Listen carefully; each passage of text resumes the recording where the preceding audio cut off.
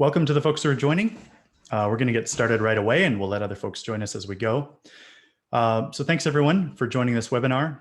You can go ahead and introduce yourself in the chat as you arrive. Let us know where you're joining from.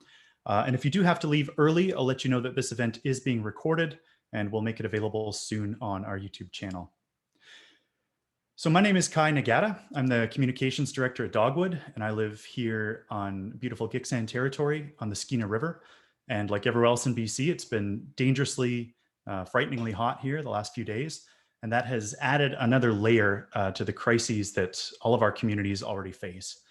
Just an example from down the road in Whitsett, a Wet'suwet'en community close by. The snowmelt triggered by the heat wave made the water so turbid that the water treatment plant had to shut down in the middle of the heat wave. And so 900 people had no running water for the last 2-3 days and have had to rely on bottled water. Some people self-evacuated to hotels and motels in Smithers in order to be able to have a shower and running water. And all of this is coming on top of the extreme heat that's stressing everybody's bodies and minds. We've lost hundreds of people across BC to death from heat stroke in the last few days, most of them elders. And with ambulance crews and dispatchers overwhelmed, many more people have died unnecessarily, both from overdose and from other accidents and injuries who could not be reached in time by first responders. So we don't know the final death toll yet of this heat dome event, but we do know that it's directly linked to climate change. We do know that the people who have power in our society plan to continue expanding the fossil fuel industry and growing emissions for many years to come. And we know that many more people will die.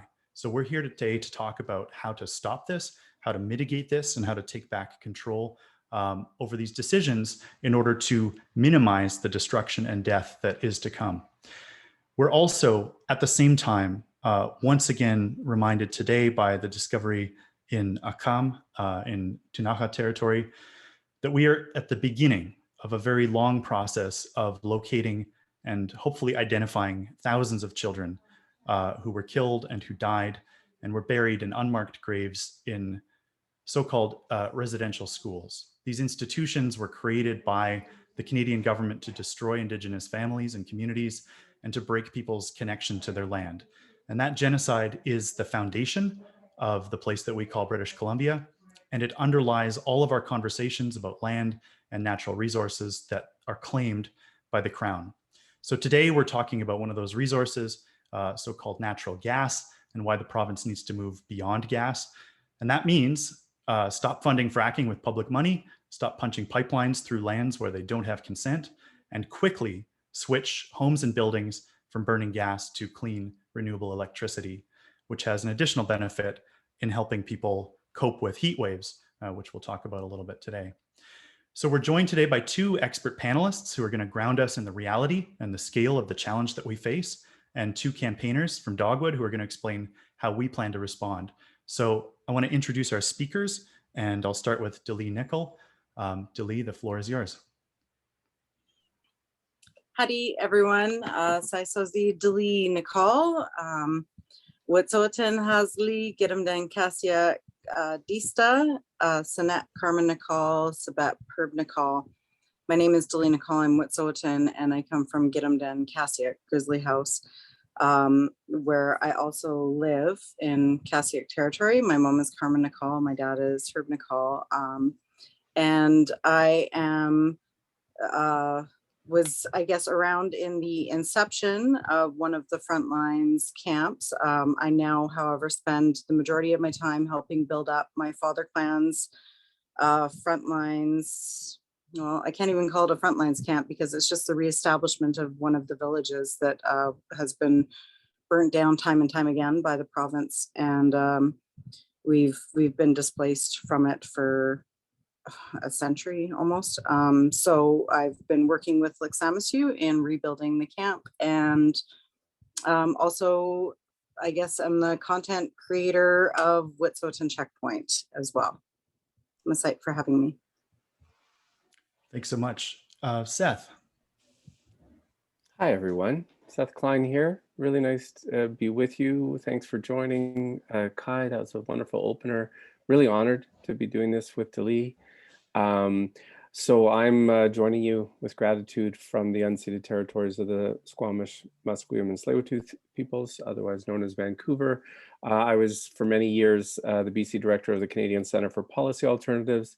More recently, the author of a book called A Good War, Mobilizing Canada for the Climate Emergency, which includes a little section on the story with which Delee played a leadership role.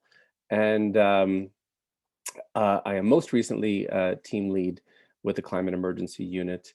And in my spare time, I'm honored to serve on the board of Dogwood. Thank you, Seth. Let's go Alexandra and then Cheryl. Thanks, Kai. And yeah, also very excited to be having this conversation with all of you and Seth and Delee. Yeah, I'm Alexandra. I'm campaigns manager here at Dogwood. I'm speaking to you today from the Sunshine Coast in Shisha and Squamish territory. Yeah, I've been involved in the grassroots climate movement for going on 15, 17, 18, 19 years now in Europe and also here in Canada. And yeah, I've been leading climate work here at Dogwood for a couple of years now and excited to launch this new chapter with you all today. Thanks, Alexandra. I know many of you who are here today. The rest of you, I hope to meet out in the field someday very soon. I'm Cheryl Cameron. I'm the Director of Organizing with Dogwood. And I'll be just chatting with you following the presentations by our panelists just to talk about how we want to make things happen in our community and how you can get involved. Thanks, Cheryl, and thanks everyone for making the time to join us today. And welcome to the folks who are still trickling in. And thank you for introducing yourself in the chat.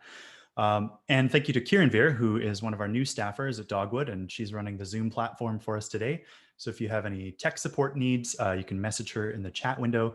And if you have questions for our speakers as we go along, please put those in the Q&A panel rather than the chat so that we can pick out some questions. Pat Moss asks how long. We're going to aim to wrap up at 4 o'clock, so 1 hour. So I'd like to give the floor to Delee to talk about the consequences to her community of our government's obsession with gas. We've now spent billions of dollars subsidizing fracking and pipelines and LNG exports. And I'm hoping you can talk about what that means for people whose land lies in the path of this industry. Tabim Site Kai. I think first off, I do want to recognize the additional findings today, as you said, and I think that it's really important that people understand the connection, like you also said, between the displacement of our children and the dispossession of our lands, and the criminalization. I had just made a post yesterday about the pass system, and all of these things are so incredibly intertwined. It's overwhelming a lot of the times. And I look at the fact that we essentially had a pass system last year. They were only allowing certain people onto our own territories. So we couldn't enter into our own territories without the police stopping us and giving us permission. There has been ongoing criminalization of our people. There is a lot of fear because of high police presence and a lot of transient industry workers.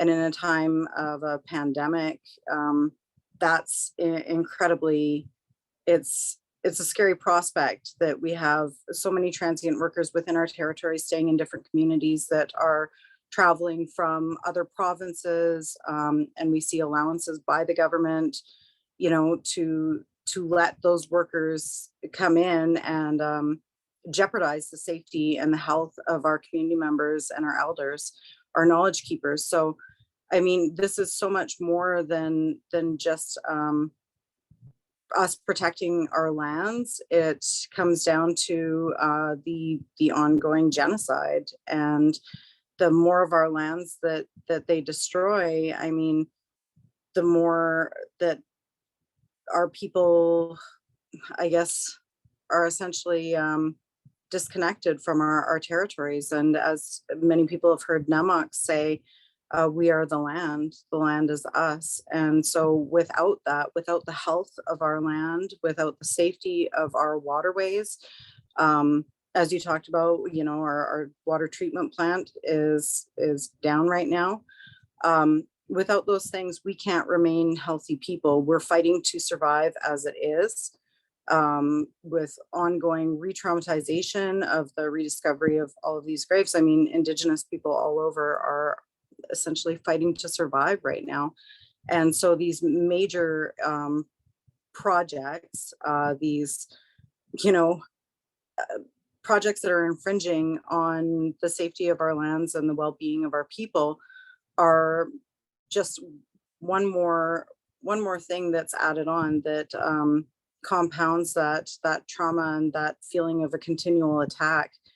I don't feel safe going out onto my territories. I don't feel safe necessarily anywhere within our territories, to be honest. I mean, we also live on the Highway of Tears, and I've had family members that have gone missing.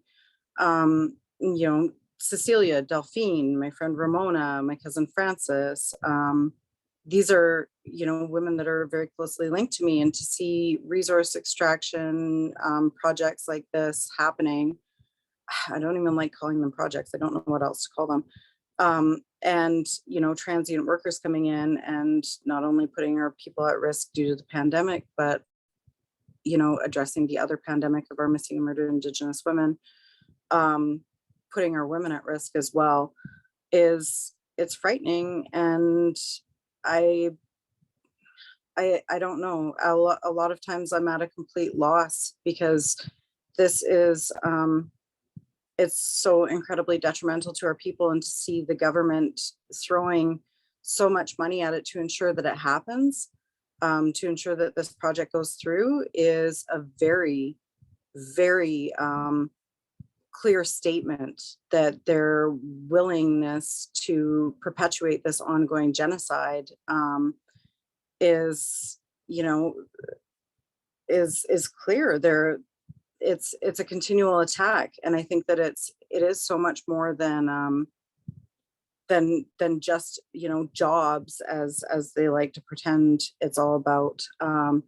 It's about the assertion that the government has control over our territories, and I think that needs to be recognized at a time where they're saying, you know, they throw out the word reconciliation, and I mean, it's reconciliation, or the concept of it, is such a farce in my eyes, especially when projects like this are continuing to happen, and the infringement of and destruction of our lands continues, and the criminalization of our people, the you know, continuing to put our people at risk in all ways, shape, and forms. It's yeah, I think that it's essentially yeah, it's a power play, I think, by the government to assert that they can do whatever they want, and this sets a precedent, and it's a slippery slope. As soon as this is able to continue on our territories, it sets a precedent for any other unceded territories, any other treaty territories. I mean, in across, like, from the West Coast to the East Coast, the government then has shown that these projects, this continual destruction and dispossession of lands, are allowed to continue. So it's frightening, and I have no idea if I actually answered the question properly. Sorry. Yeah, absolutely. The government sent a very clear message through their show of force, not once but twice, to anybody who would, you know, have the audacity to stand up to the crown and try to stand on their own laws and on their own land. I'm wondering, could you speak a little bit to how the government has actively undermined Wet'suwet'en law and Wet'suwet'en government? Well, I think that initially, I mean, John Horgan came into our feast hall during the, I guess it would have been early 2019, and they had the feast signifying the beginning of title talks which was a continuation of the Delgamuukw and Gasteway court case, and the decision that came about because of that. And during the feast, John Horgan sat directly across from me in the feast hall and didn't pay attention during the feast. Not only didn't pay attention, but was taking selfies at one point when Kalisette, one of our Sakai'zait, was speaking, and then got up and started walking around while Flatan, another one of our Unistoten Sakai'zait, was speaking. And I think that was a very clear message to me. I wasn't a fan of John Horgan before that, but it was it really showed his true colors. And then when title talks began and nothing was really coming of it, it seemed like it was a pacification tool, to be honest. They delayed them, they stalled them, and then when the raids came about the second time around in February of 2020, the exact same, so February 2020, yes. The exact same cycle started over again. It was, oh, the federal government wants to come to the table. And John Horgan had actually been requested prior to that to come and speak to the hereditary chiefs, and made a statement on CBC that he said, I'm not changing around my entire schedule to meet with the chiefs. I'm not accommodating them. And I think that showed a complete lack of respect. And this was all, during the time that he was spouting off his, empty promises about UNDRIP. And I believe that UNDRIP, again, was another pacification tool. It's something that doesn't have teeth. There's nothing that actually sticks with UNDRIP. It's a suggestion, basically. Or a bunch of suggestions that, the government doesn't do this or doesn't do that. And even if it's passed into legislation, the wording and the language isn't strong enough to actually hold any strength. So I think that all of these little tiny things that a lot of people think are really positive steps are not. And I think that needs to be considered a lot more when people look at the actions that the government takes, or the things that they say. How much truth is there actually behind that? I think that the truth stands in their actions, and their actions are them continuing to allow for the reserves, the police reserves, to come in, for them making the statement that it's okay to, have the BC RCMP have a detachment still out on our territories, even though they said that they would remove it. Their actions speak a lot louder than their words. And so far, all I've seen are continual lies, and a pretty decent media team. I mean, I know other people try and do their best to ensure that the truth does come out and that it's seen, but they have mainstream media, they have all of these other platforms that they can utilize to put out propaganda, essentially. So, I mean, they've done a ton to undermine. And I think one of the biggest things that I've seen is, or two of the biggest things I've seen are the pacification tools of empty promises and statements that they don't follow up on, or that there's nothing backing up those statements, and the continual criminalization and presence of the RCMP protecting industry out here. Thanks, Delee. And that's another direct subsidy, all of the millions of dollars that we've spent just on that police detachment and on those enforcement actions. So Dogwood has committed as an organization to learn more about the true history of British Columbia and about our role in dismantling colonialism. And I want to put up a little survey on the screen just to ask participants how they would like to be involved in this work going forward. Delee, I'm wondering, just to conclude, if you have any requests or recommendations for non-Wet'suwet'en people who see themselves as allies and who want to stand in solidarity with communities that are facing this ongoing colonialism and genocide. I do actually have some requests. I think that it's, well, petitions and, you know, sending letters, letter campaigns are well intentioned. I believe that direct action is the most effective. We saw that during Shutdown Canada, and disclaimer in case like CSIS is watching or whatever, I'm not saying shut down Canada, but I'm saying, you know, take direct actions, take to the streets, do whatever you feel is necessary and is actually going to make change. It's great to, you know, wear different colored shirts. It's great to hold up signs, but it's a lot better and a lot more effective if people actually participate in direct actions. Thank you. Well, we're going to pivot to another set of propaganda and lies. I want to put the next myth-busting question to Seth.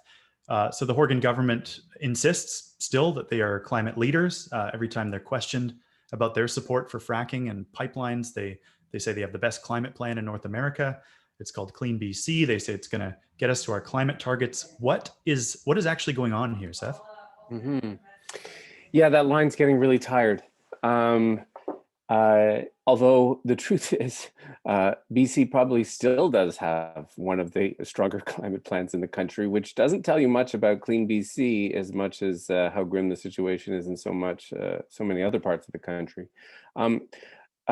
We need a new plan because with Clean BC, what we don't have is a climate emergency plan. I'm going to screen share for a second and just throw this chart up here that I often use. This is BC's greenhouse gas emissions going back 20 years.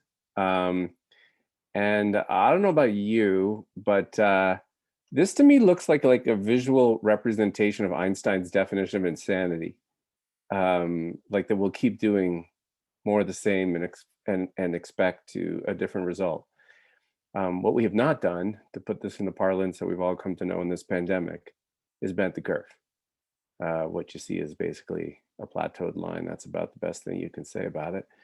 Clean BC's targets are inadequate. Even those targets that exist, we are not on a path to meet. And the trajectory is all wrong in terms of meeting them.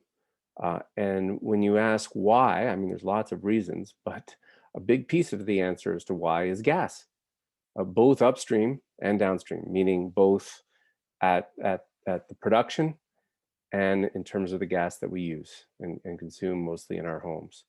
You know, on the production side, and this is where the Wet'suwet'en figure into it so much, we have production in the northeast of this province that continues to increase, even though the public derives less and less benefit from it. And the government projects that it will continue to increase.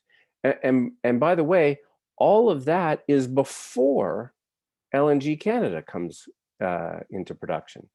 And LNG Canada is the carbon bomb project on the West Coast, and the pipeline, of course, that will link the production in the Northeast, about 90% of which is fracked at this point.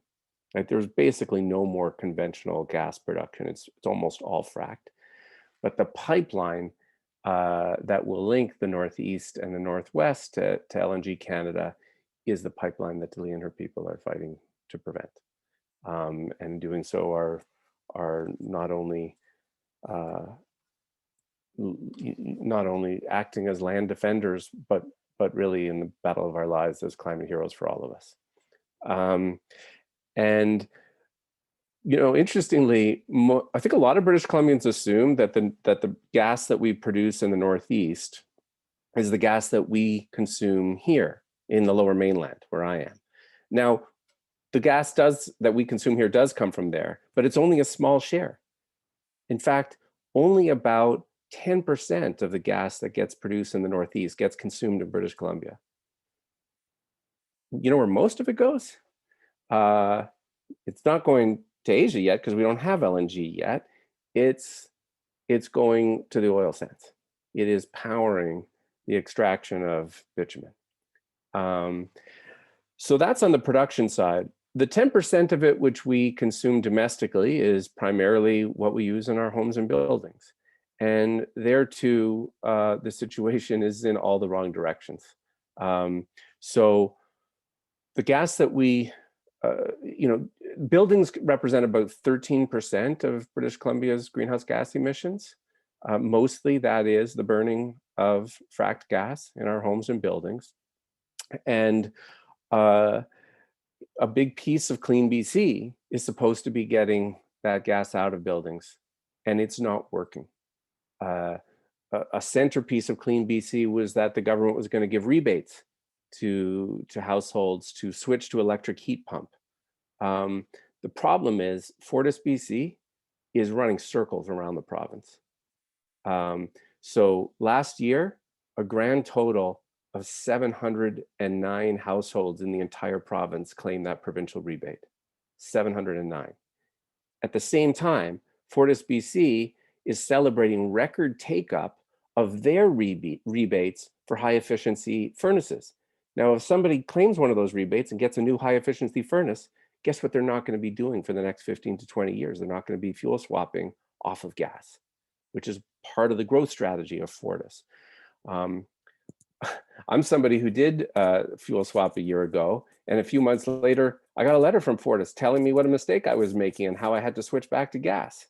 Fortis BC pays for energy advisors in municipal governments around the province. So these are employees of municipal governments, but whose salaries are paid for by Fortis. And last year, Fortis managed to land a net increase of 12,000 new customers, 10,000 the year before that. Now, if you're Fortis BC and you're landing 10 to 12,000 new customers, net new customers a year, you're not a company with a climate plan. You're a death cult. So that's what we're up against. And unfortunately, I think a big part of the problem is that the provincial government's approach, and it's not just BC, it's true across the country, is to try to appease these companies. They want climate plans that these companies will stand on the stage with them and say, yep, we can get behind this plan. And what I've been trying to say is, at this late hour, any climate plan that isn't making these companies deeply anxious isn't a climate plan worth having. And instead of trying to appease these companies, what the province should be doing is making them feel deeply uncomfortable. Fortis BC is a regulated monopoly. We should be demanding that they include an insert in every monthly utility bill statement singing the praises of electrification. We should haul them before committees to make them explain why they've joined a North American consortium of gas companies to block electrification. We should ban their advertising. They're a monopoly. Why do they need to advertise? Why do we hear from them? Except for ideological purposes, to continue to urge people to stick with gas. So yeah, we need a whole reboot to what's called Clean BC. What would a government do, Seth, that was serious about the climate emergency? What would they do about the gas industry? Not just on the retail side, but if you were calling the shots in the Premier's office. Well, I mean, as some of the people on the webinar have seen me say this before, I'm going to call up another slide. This is the framework we use in the Climate Emergency Unit, and it's our 4 markers of emergency mode. This is how you know if a government is actually serious about tackling the climate crisis. It spends what it takes to win. It creates new economic institutions to get the job done. It moves from voluntary to mandatory measures, and it tells the truth. Now, right now, British Columbia is not doing any of these things. Are we spending what it takes to win? We should probably be spending about 2% of GDP. We're spending about 0.2% of GDP. Are we creating new institutions to get the job done? None. No new public enterprise or anything like that. And everything's voluntary, right? Their whole approach to getting people off gas is to give a rebate. right? And to hope that people will voluntarily do this. It's not going to work. You have to set clear mandatory dates by which certain things are required. And the key one there with respect to gas would be to say, as of next year, no new buildings, no new homes will be able to tie into gas line, period. And in fact, we would be doing people a service if we did that, because if indeed we are all agreed that we need to get to zero, every new building we create that continues to tie into gas is just going to face a huge bill down the road to retrofit. So why would we do that to people?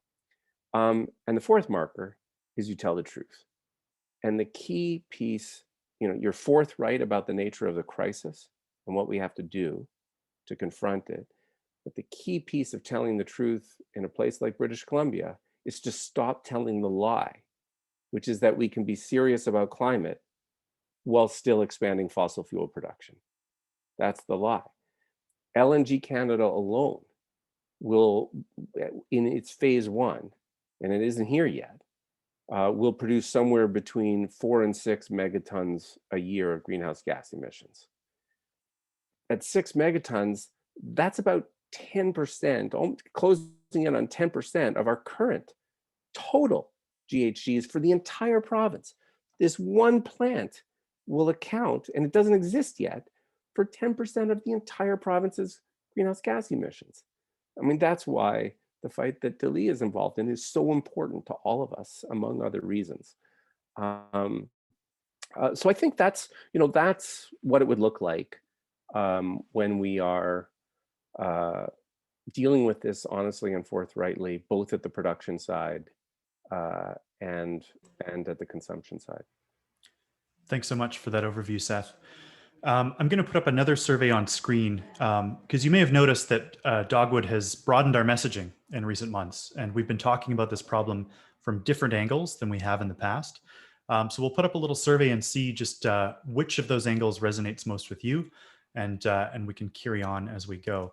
Seth mentioned fuel switching over to heat pumps from gas furnaces, and one thing I would point out is that a gas furnace can't cool you in a heat wave. And heat pumps, which a couple of you have installed, do have an air conditioning function, which is not just a nice luxury anymore. This is like survival technology over the next 10, 20 years. So yeah, the fact that they are failing us on both fronts and have only issued 709 rebates in the last year is deeply infuriating. Mm-hmm.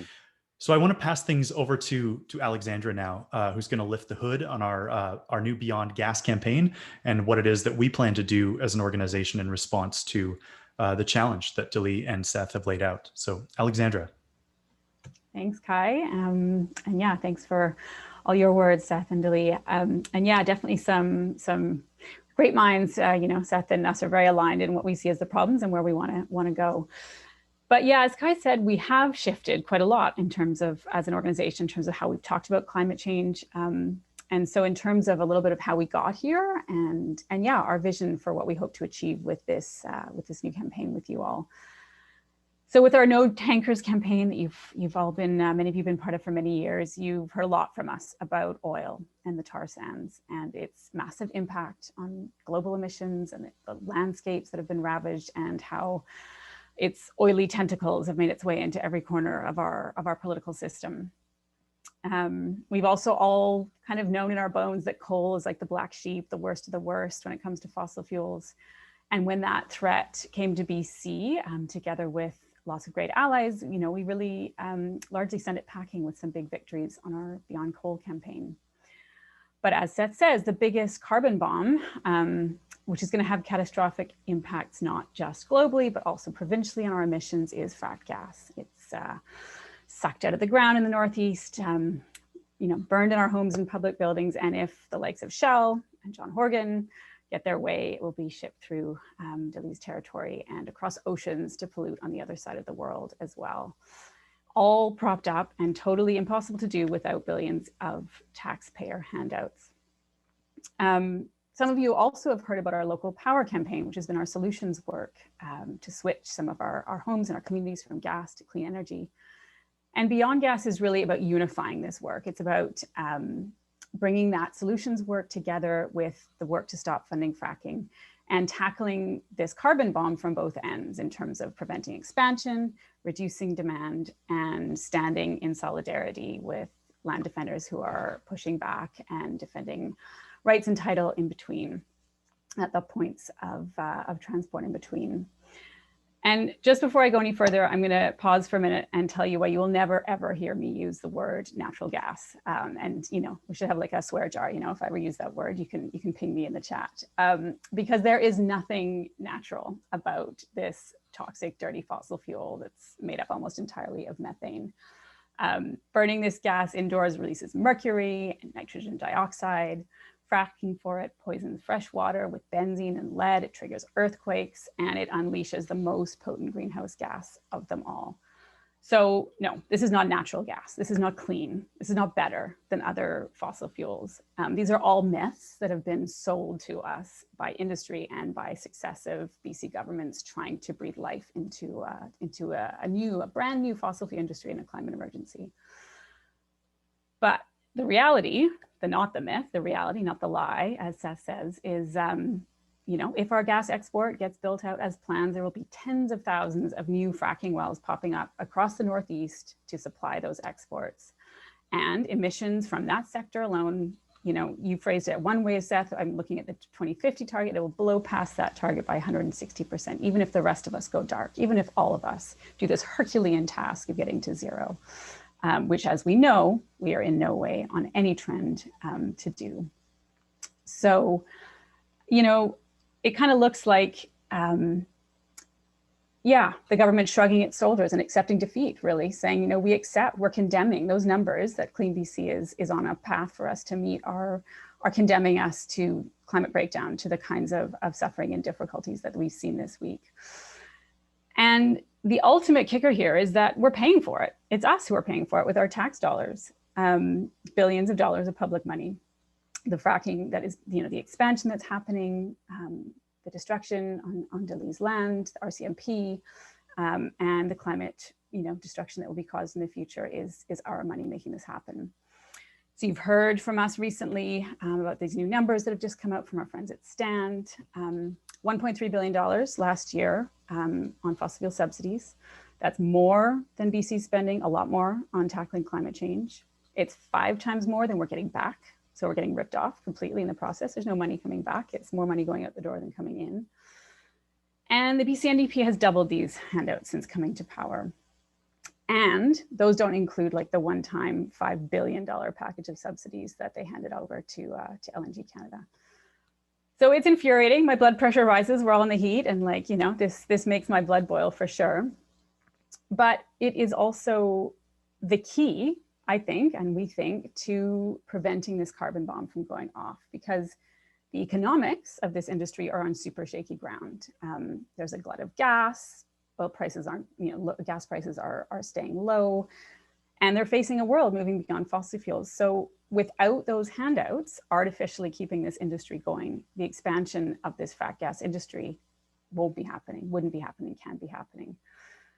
And we think that the BC NDP's choice to funnel money to rich oil and gas companies like Shell, rather than fund the things we need as human beings here in BC, like affordable housing and a million other things, is something that our movement can mobilize a broad cross-section of voters to care about, to act about, a powerful cross-section of people to act on. And we've got an opportunity to do that coming up this summer, and to really fundamentally change the playing field for BC's fracked gas industry. So during the last election, lots of you on this call and many others pushed the NDP to promise to review oil and gas royalties. They've launched that review, and we're expecting a public consultation process later this summer. And it's our chance to cut off one of the biggest fossil fuel subsidies, known as the deep well royalty credit.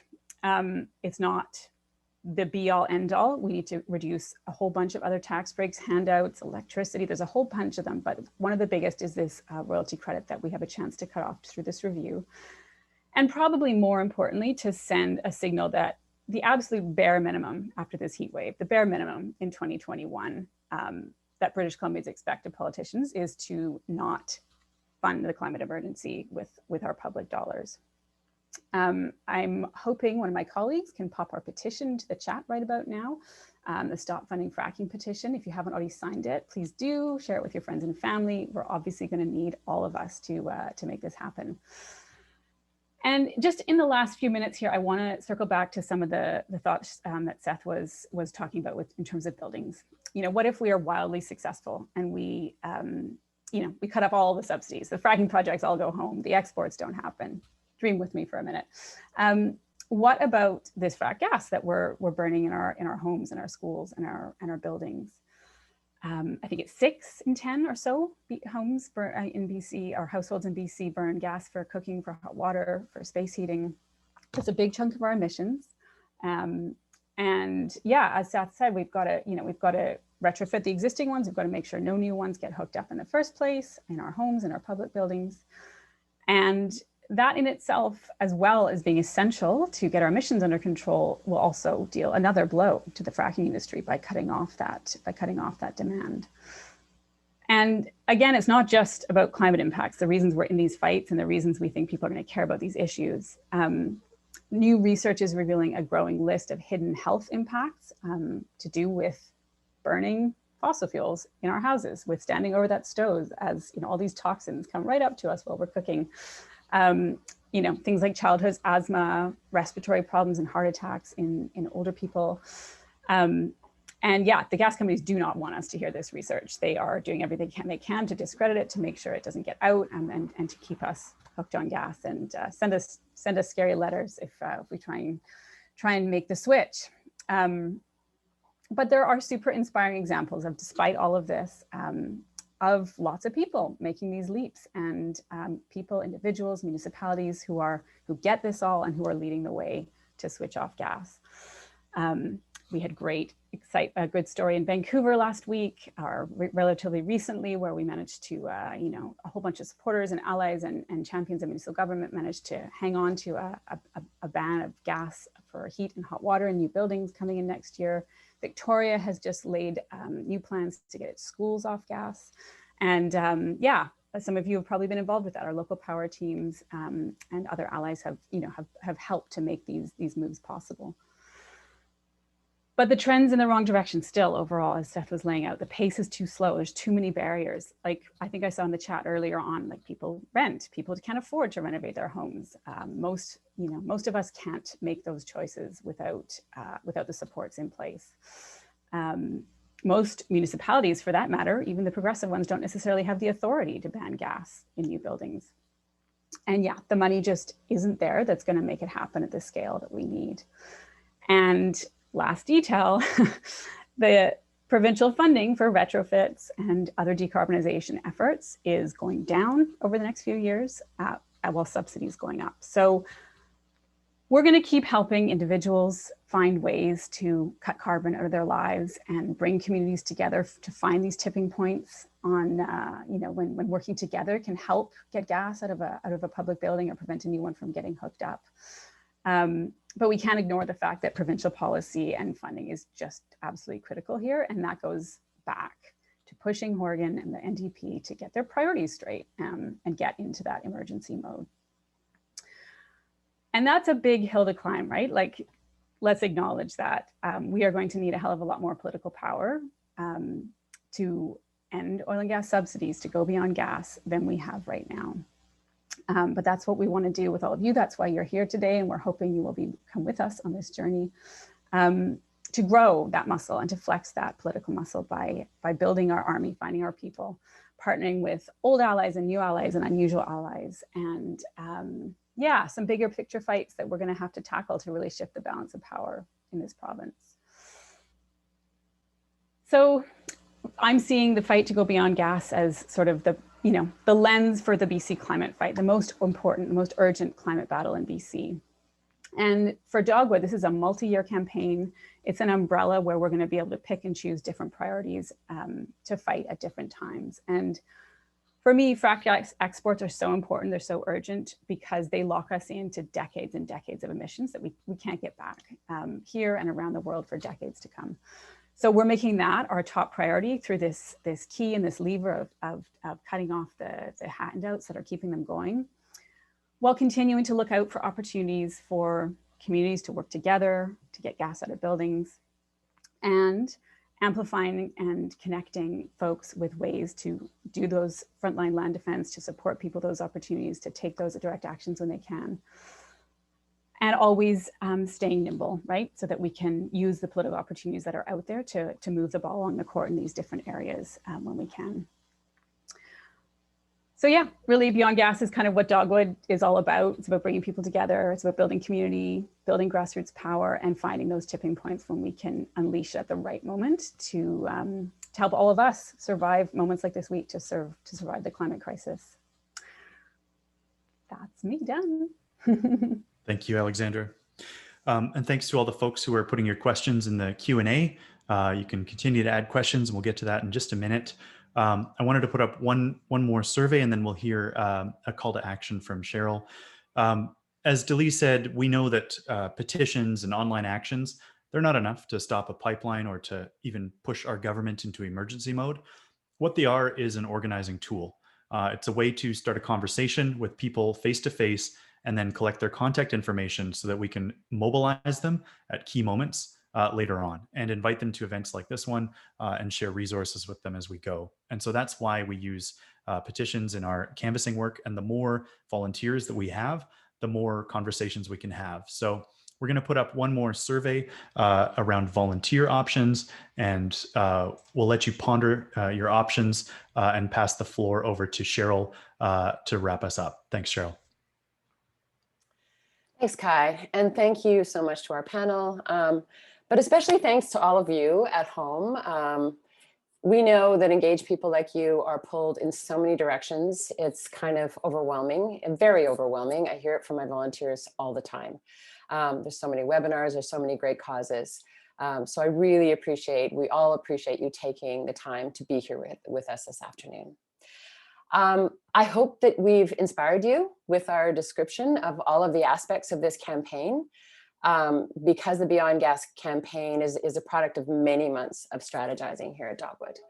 The good news is too, as I think I've discussed with many of you, that we're not going it alone. We've got allies in the field who are on the same track. So we're going to be working very collaboratively to try to make it, gain as much momentum as possible, as quickly as possible.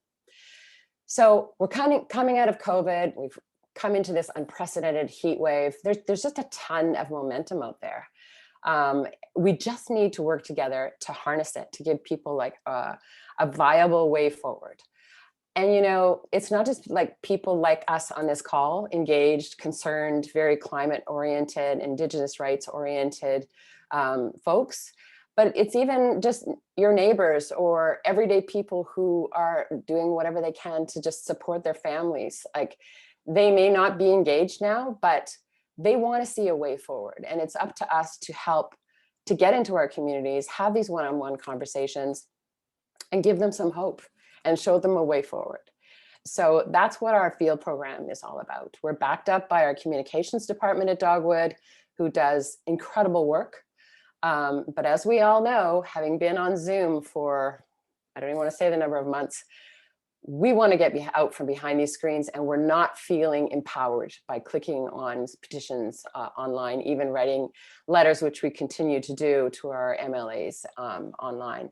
So we've got a lot of things planned for this summer. It's the first leg of our journey.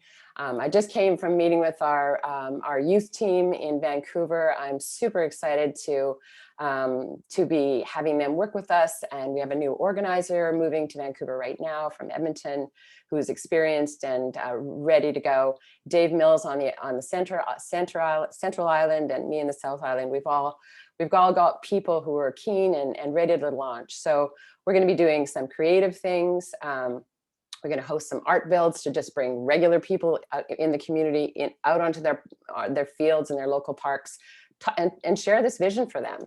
We'll talk to them about how this campaign encompasses both stopping the bad things, but also like what's the vision? What's the vision for BC Beyond Gas? That's what these conversations will be all about. So please, will you join us? Mark your calendars. We have a canvassing, a Beyond Gas canvas launch planned, a canvas training planned for 6 p.m. on July the 21st. So I'd love to see you all there. We'll talk about the ins and outs of how we're going to be doing this, how it's going to work. Of course, with the announcement yesterday, we've got less barriers to entry into our communities now, which is really great news. But we have developed a distance canvassing technique that will allow everyone, no matter what your COVID anxiety level is, the ability to talk to people from a distance. Yeah, it's going to take all of us. As Seth said, we need a wartime effort, and we need to build up our army. So I hope you'll be with us. Join us on the 21st for our canvas training. And I really look forward to working with you in the field. Thank you, Cheryl. And yeah, thank you to the folks who've put your questions in. And we will be sharing the links that are in the chat in a follow-up email, so don't worry about that. I want to get to the first question, and it picks up on that idea of vision, what the province and what the economy looks like beyond gas. And I wanted to put this one to Delee, because Kathy's asking about our suggestions for what the economy could be based on other than oil and gas and raw natural resource extraction. And I'm wondering what the conversation is at Lac-Saint-Michel and within the Wet'suwet'en Nation about what the future looks like, what the economy looks like in Wet'suwet'en territory beyond, oil and gas. Well, I think that I've had conversations around the term or the concept of economy and what it means to our community, Indigenous communities, actually, like, the majority of Indigenous communities. Our economy isn't based on a monetary value. It's based on, the health and well-being of our elders, the knowledge that's passed down, which then leads to, sustainability and how we're able to live with the land and ensuring that we're protecting it for future generations.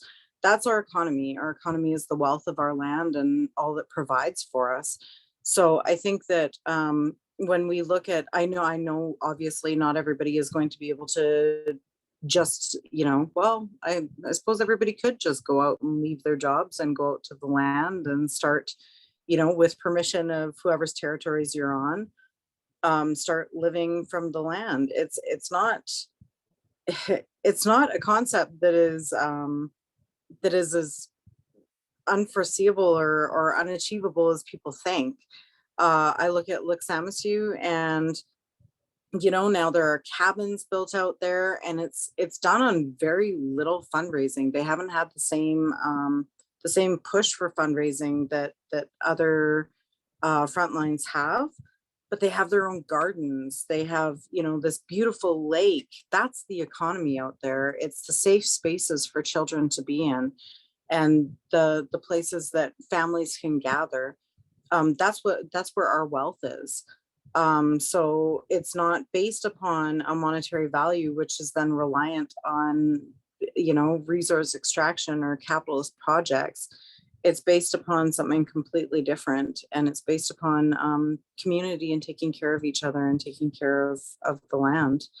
So I honestly, I don't fully know how to answer that, because I don't believe that economy is based on financial wealth.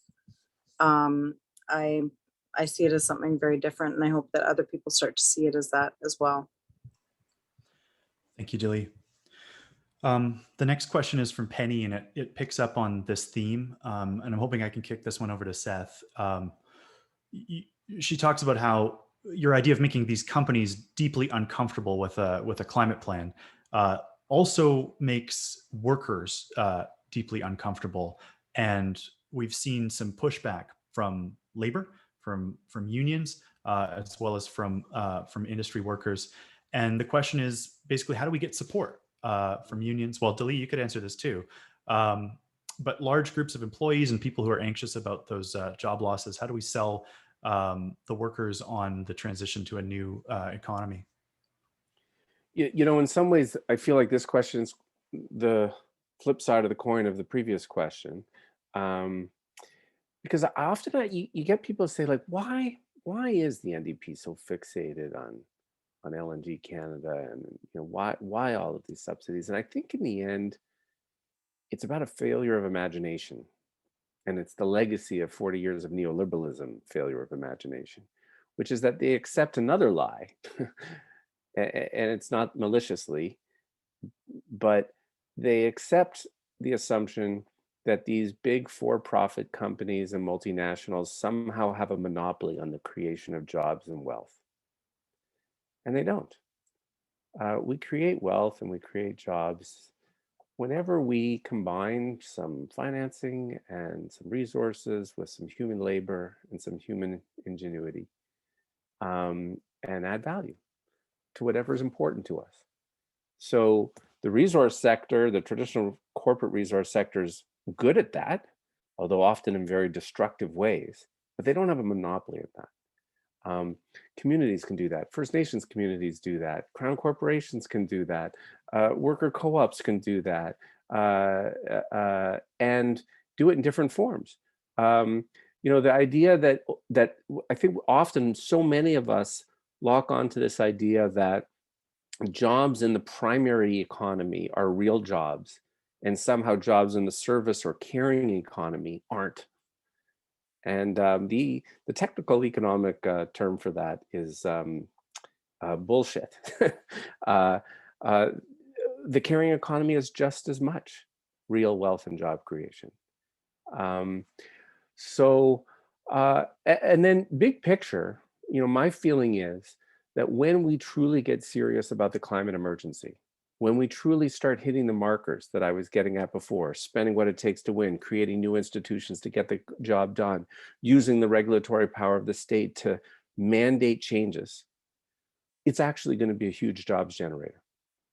In the same way that the war banished the unemployment of the Great Depression. But it's going to look different.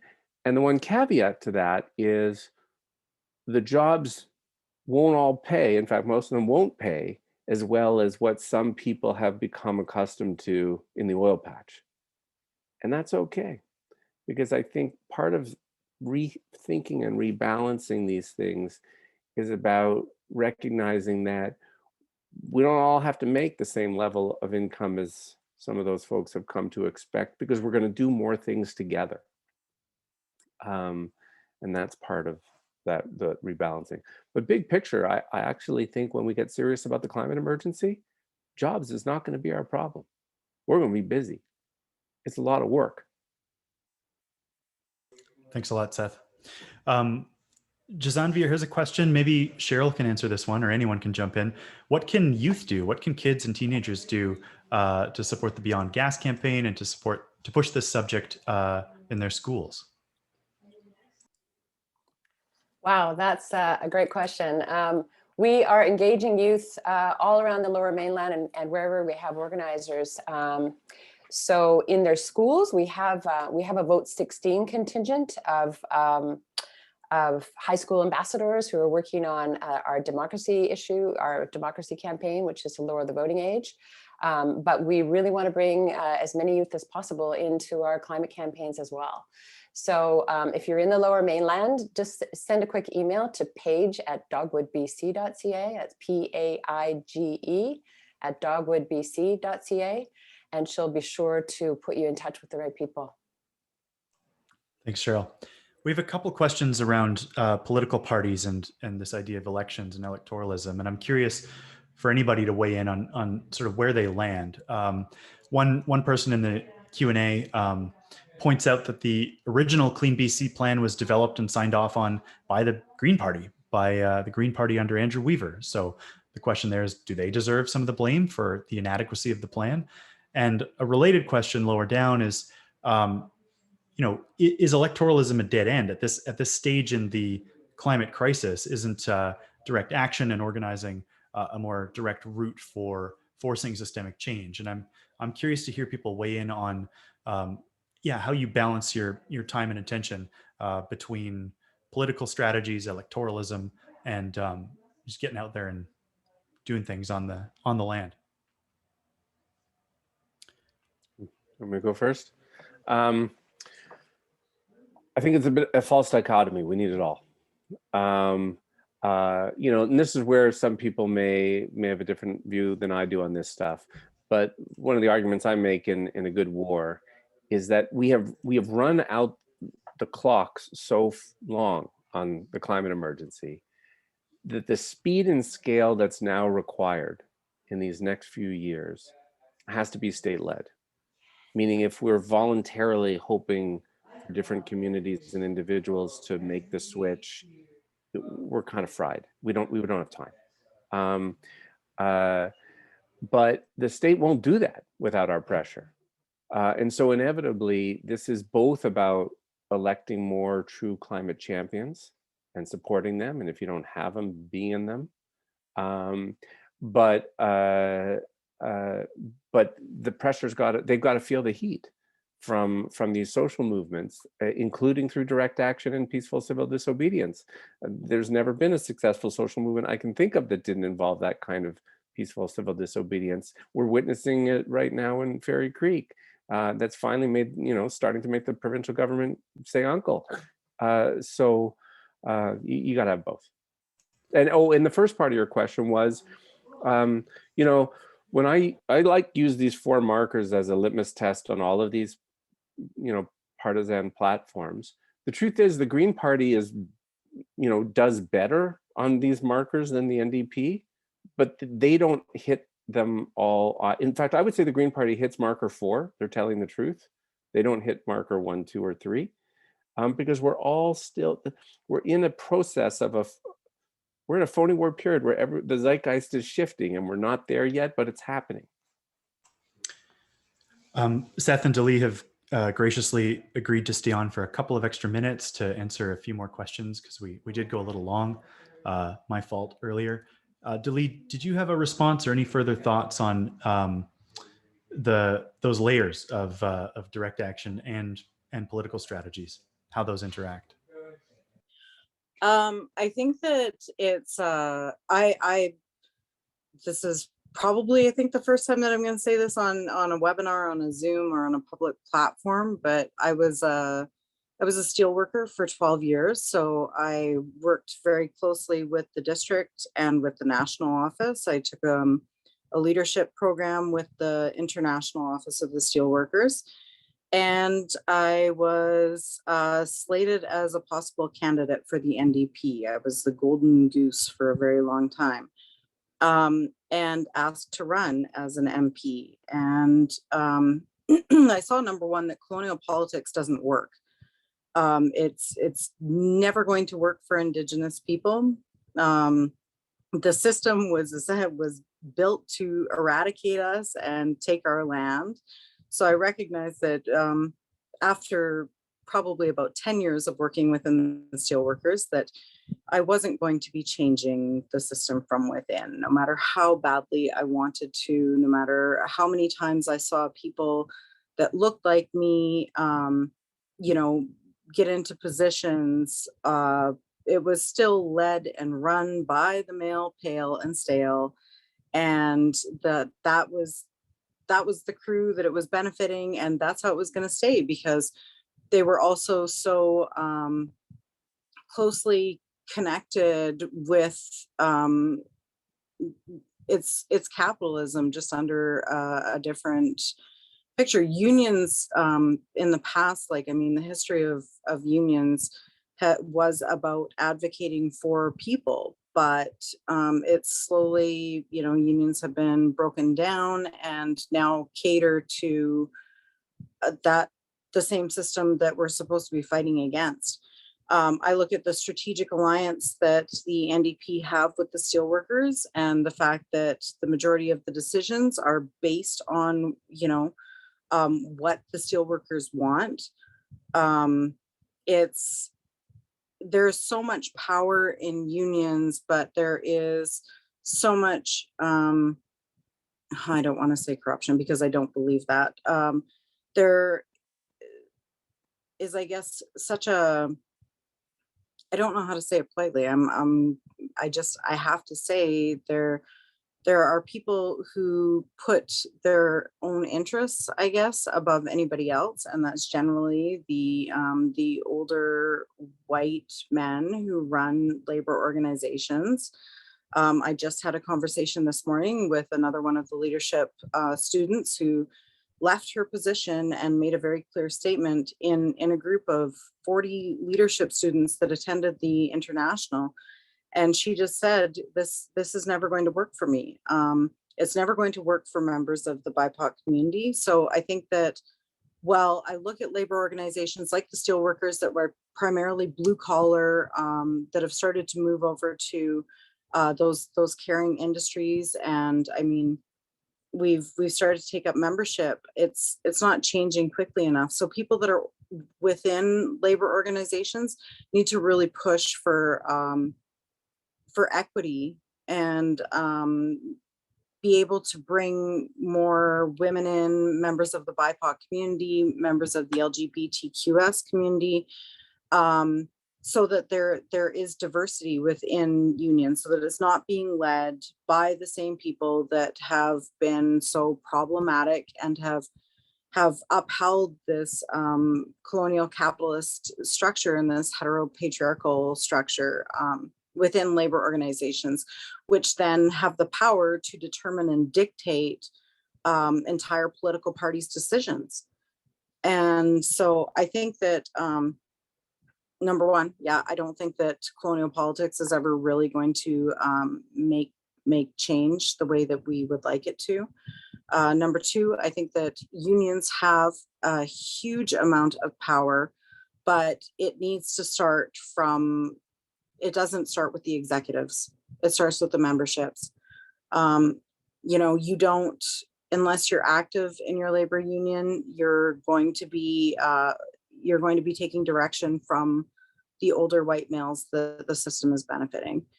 And they'll be making all the decisions. So, I mean, like I said, being a part of the steelworkers for such a long time, I was at first very, I was upheld and supported for my voice and for, you know, speaking out about missing murdered Indigenous women and advocating for Indigenous issues.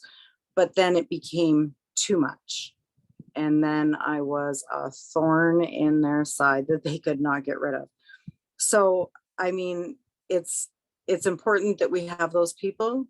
If you're watching and you're involved with a labor organization, speak out, organize within the union, organize outside of the union, you know, get other members who are like-minded, who are willing to stand up and be that thorn, and support each other, build that community. Because if you don't have that, you have the executive that is representative, you know, basically one demographic that's making all the decisions that are not going to be helpful to anything but the colonial capitalist system, which then leads to, you know, these huge companies and organizations that are destroying our world.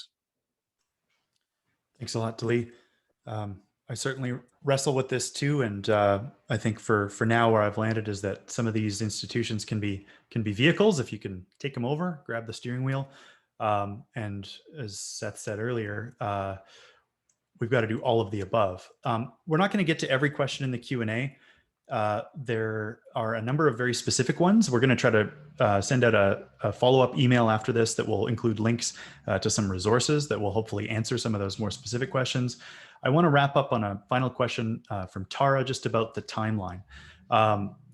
We are in a long emergency now. We're in a very acute short-term emergency, and we are also facing a multi-decade fight. And so the question from Tara is, what is the timeline for rebooting BC's climate plan? And I'm wondering if we could have reflections from either of our panelists or from Dogwood staff, and then after that we'll wrap up.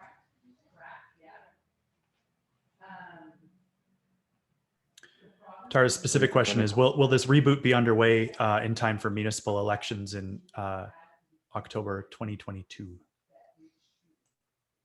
I mean, I think the short answer is absolutely. It needs to start this summer. And it needs to be directed at all levels of government, municipal, provincial, federal, they all lack true climate emergency plans.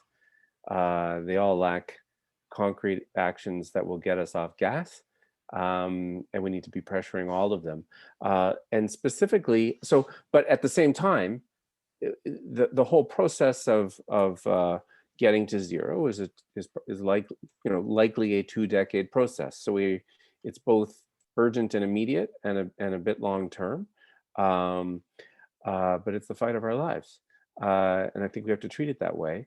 I want to offer 2 very specific things related to the Beyond Gas piece and how we can expedite that in our province. I think, first of all, I want to recognize Dogwood's role in fighting these subsidies. That's really important because, as Alexandra was saying earlier, if not for the subsidies, these projects would be uneconomic, and many of them wouldn't happen. I also think, my marker 2 is create new institutions. We should all be saying to Bruce Ralston, the Minister of Energy, what about a new subsidiary of BC Hydro to mass produce electric heat pumps and an army of installers to get these things in all of our homes? Because just giving people a rebate ain't gonna work. And the new Minister of Housing is David Eby. So we need to be saying to David Eby, it's great that these municipal governments are trying to expedite getting gas out of new buildings and phasing them out of existing buildings. But this is a path to hell at this pace. Like in Vancouver, we all had to fight a rearguard action re-winning something we'd already won. You've got all these other municipalities trying to follow suit, and some of them anyway, trying to do this and get the same powers Vancouver has. But look, the Minister of Housing with the building code could take them all out of their misery and just say next year, no new buildings in the province are going to be able to tie into gas. And I think we should we should all be pressing for that. I'll leave it at that. Thank you, Seth. Alexandra or Cheryl, any concluding thoughts on next steps? Just really quickly, I'll jump in, Alexandra, just to add on to, or to answer that question. I would say the timeline will be is also going to be determined on how many people will actually join us.